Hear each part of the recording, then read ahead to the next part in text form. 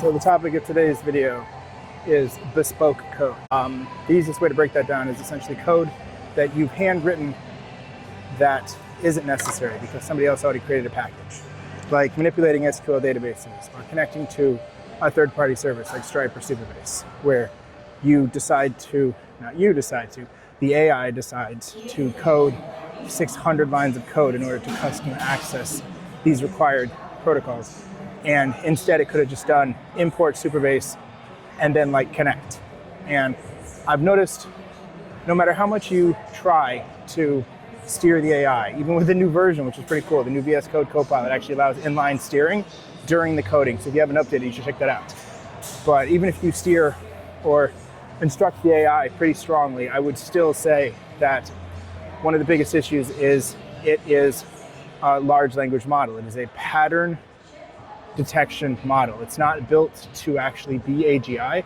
It's built to look for patterns and respond accordingly. Most of coding, from what I can tell, is essentially just comparing what it's determined other people's scripts do and then just pasting their code verbatim in your script. And what this ends up doing is I've built entire scripts where I tell it exactly what I want, and I go look at the import list and it's importing 6 things that I'm not even using. But the previous person, apparently, in some code on GitHub somewhere, imported said code, and because of that, it just put it there, and it didn't think hard and long enough to decide whether or not it needed that, which I respect the concept of if it works, it works.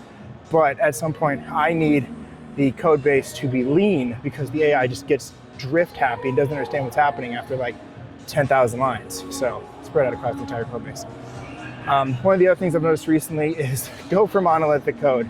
The new AI agents, Claude, Opus 4.6 and ChatGPT 5.3 codecs, both of those handle giant files fantastically well. They use grep, they use like contextual awareness. They are significantly better than the old models at this. And honestly, your ability to remove dry violations, do not repeat yourself, is significantly better when you have consolidated code. One of the other things is tell your code to frequently go through and attempt to find bespoke code that should be using imported packages. What I have found as well is when you ask the code to consolidate, it'll end up coding a 600-line code for SQL database management, which you'll then tell it to consolidate.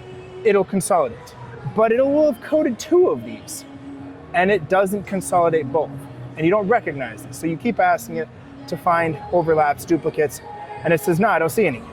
But then later, when you go to consolidate the 2 files into one, it recognizes it doesn't need 2 forms of database manipulation, so it removes one of them. But what you didn't understand is the AI didn't see it as 2 things, so you had 600 lines of code still left over, remnants of an old version that just didn't go away. And I have found with the newer models, unlike what I used to say, which was monolithic code is bad, these days, smash everything into one giant file, or as few as humanly possible.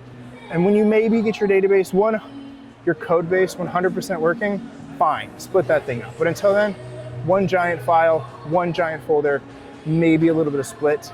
Keep your web UI separate. But everything else, like the AI is so much more efficient at single like file manipulation and deduplication. So good luck with that. Peace.